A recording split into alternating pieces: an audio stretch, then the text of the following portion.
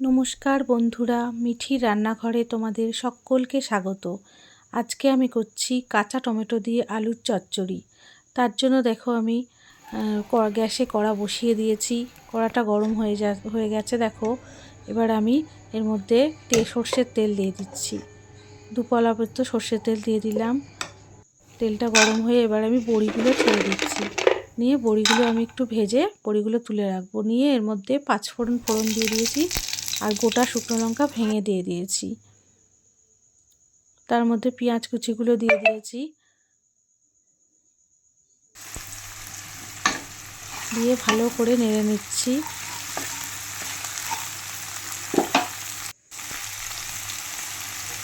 নেওয়ার পর এবার টুকরো করে কাটা আলুগুলো এর মধ্যে দিয়ে দিলাম।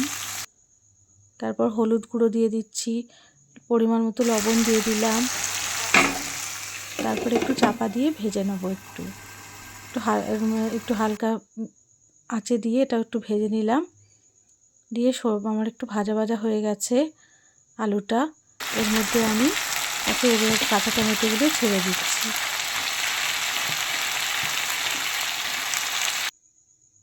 দিয়ে দেখো আবার এগুলোকে ভালো করে নেড়ে নিচ্ছি।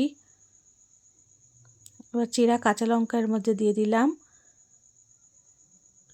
খানিকটা জল দিয়ে দিলাম। লবণ দিয়ে দিলাম পরিমাণ মতো। দিয়ে চাপা দিয়ে আবার খানিকক্ষণ ফুটতে দেবো মিডিয়াম আঁচে। ঢাকনাটা খুলে নিয়ে এবার একটু নেড়ে নেব।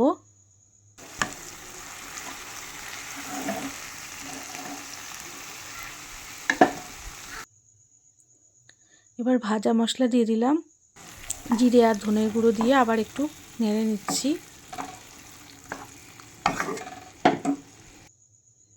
দিয়ে দেখো একটু তেল ছেড়ে দিয়েছে, গা মাখা হয়ে গেছে।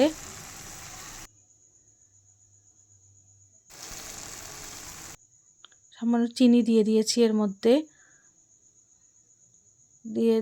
দিয়ে দিয়েছিলাম। দেখো নিয়ে তৈরি হয়ে গেছে রান্নাটা। এবার আমি দেখো এটা গরম ভাতের সাথে খেয়ে নেব। গরম ভাতের সাথে এই রান্নাটা খেতে খুব ভালো লাগে। তোমরাও রেসিপিটা বাড়িতে ট্রাই করো, আমাকে লিখতে ভুলো না কেমন হয়েছে।